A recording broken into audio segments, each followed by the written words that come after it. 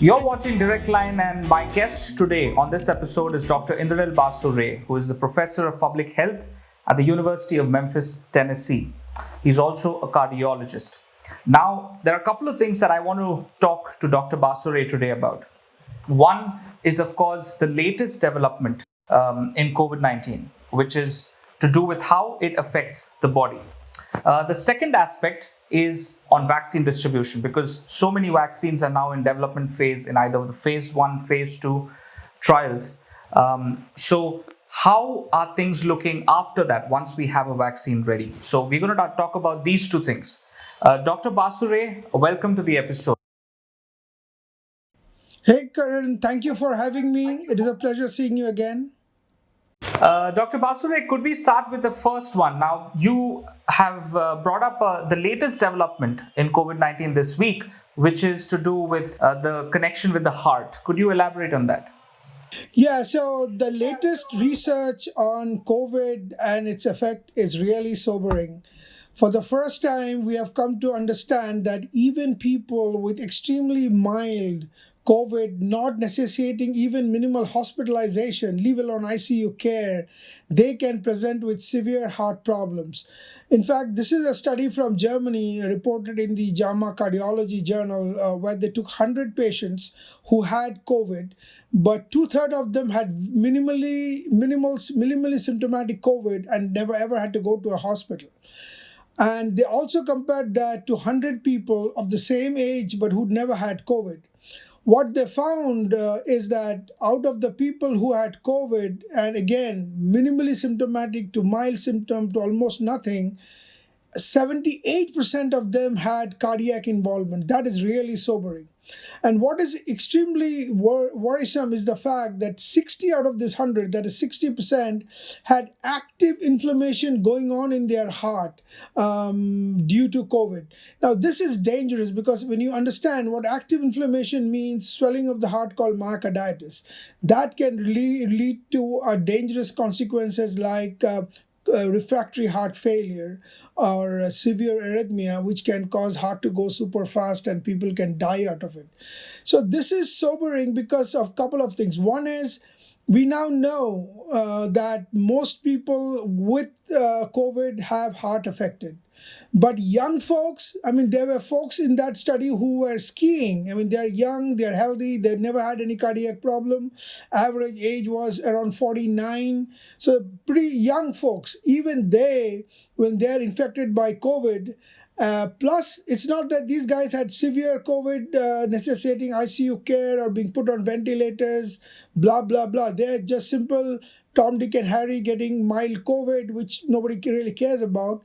But even they had heart involvement. So what it means is that we now need every patient with COVID to be followed up for a long run to make sure that they don't end up having refractory heart failure or actually dying from severe heart disease due to COVID.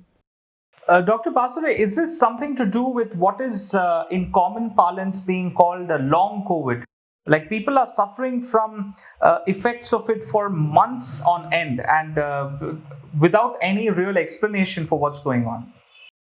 Right, that's an excellent point. So there was another study actually which was with autopsy patient in the early days of COVID, where they found that so we knew the heart was getting infected, but we really never really know whether it's the virus or it is the cytokine and other things being released by the body.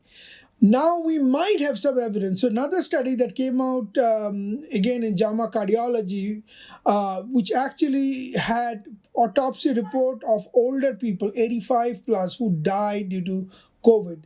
And what they found is a large number of these patients had active virus replication going on in the heart, but not necessarily they had myocarditis. So now we know what we suspected for long is The myocarditis actually is not directly because of the virus, it is because of the body's reaction. And as you know, body releases a bunch of chemicals like interleukin 6, interleukin 1b, TNF alpha. All they cause severe myocarditis of cardiac damage, producing refractory heart failure. So yes, so answering your question, some of the things that is found in COVID, which you said long COVID, is could be secondary to this cytokine. For example, one of the very common symptoms is people are lethargic, people are tired, even months, weeks after COVID. But there is no actual anomaly directly found. They don't have fever, they don't have any abnormality in their WBC count or any other blood parameters, but they're extremely tired, extremely fatigued. There is some indication now that a lot of this could be immunologically driven because of body's reaction against the COVID, releasing chemicals that causes or portends these sort of symptoms in the body. Right. Dr. Basure, what do you see going forward? I mean, is the answer now to wait for a vaccine? Is that what we are doing now at this phase? Oh, absolutely. The idea is to, yeah, we have to wait for a vaccine. COVID is not going to go. So one of the two things can happen. One is either people develop a herd immunity, which is theoretically when more than 60% people get infected or maybe more. But that's a dynamic figure because every place has got different number of people, different population. Some population are mobile. It's not that every population in a particular city is locked there. They are moving around. So the best answer would be till a vaccine comes out. And that's where I think it is important that most countries lay out a strategy as to how to get the vaccine. The one thing that good that you brought this point out, because since vaccine is so important and vaccine is the only answer, at least till now, for saving mankind from this rout of this particular virus, we have to make sure that the vaccine chain is open to all countries, like for example India. Let me get you some of what has been happening in the international arena.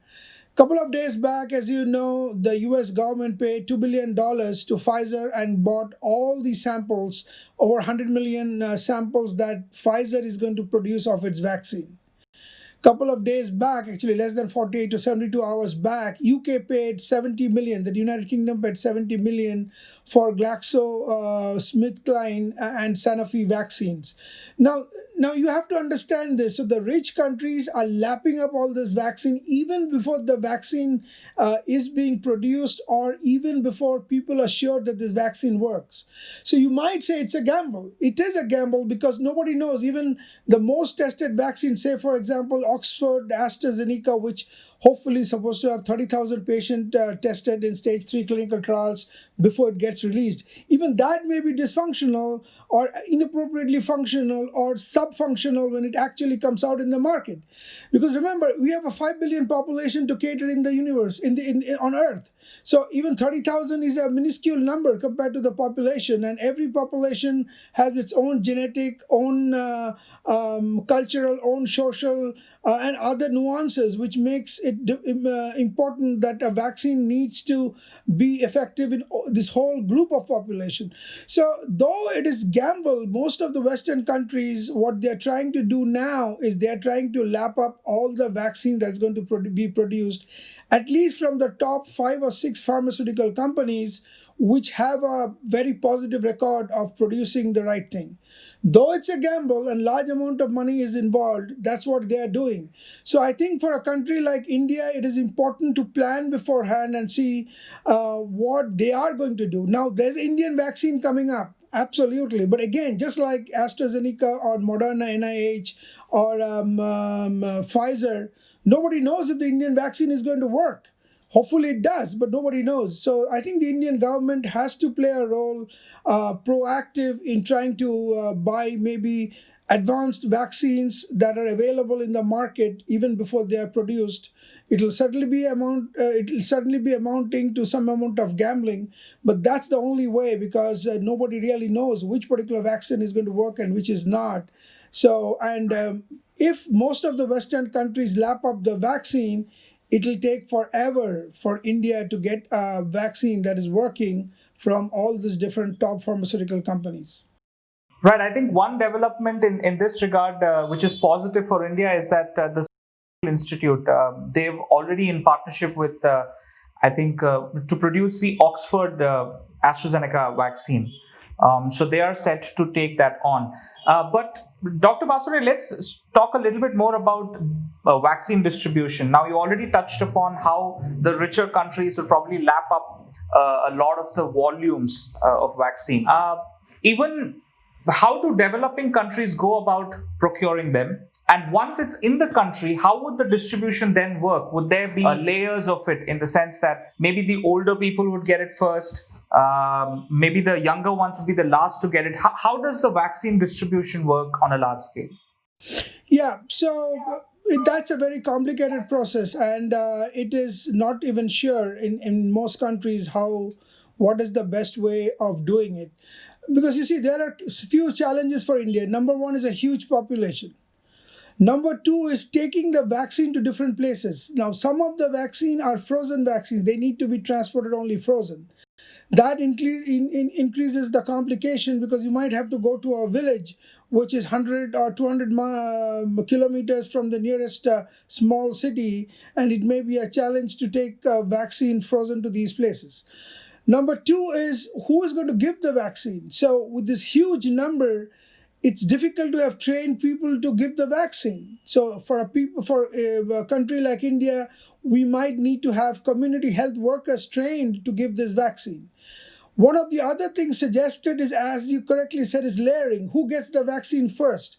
Obviously, in any country with such a huge population, or even in other countries which not that big population, they have to be layered, because you can't take you can't treat all the multiple crore population at the same juncture. So the layering would be something like this: is one is obviously the frontline workers who are actually treating in day-to-day COVID cases. They need to be vaccinated first. Number two is armed forces, because the army is a huge, they need to be vaccinated so that they did not get it. Third would be the high risk people. So people 80, 85, or anybody above 65 with history of coronary artery disease, hypertension, diabetes. That would be the third sort of strata. And the last but not the least would be the general population. So the question is, how do you do that? Each of these category has millions of people, other than the first, which is the healthcare workers, but still they are in thousands. Because remember, it's not only the doctors, it should be the doctors, the nurses, even the environmental guys who goes and cleans the floor in a COVID unit. Even he needs to be vaccinated so that he doesn't get COVID and spread it further. So that is going to be a challenge, and a couple of thought processes have come in. One is use the army or the military for that, for actual vaccination, because vaccination can be taught with a very short course to most people with an average class 10 or class 12 knowledge, and they can be used to give vaccination to most of the population, especially when a huge population like India is concerned.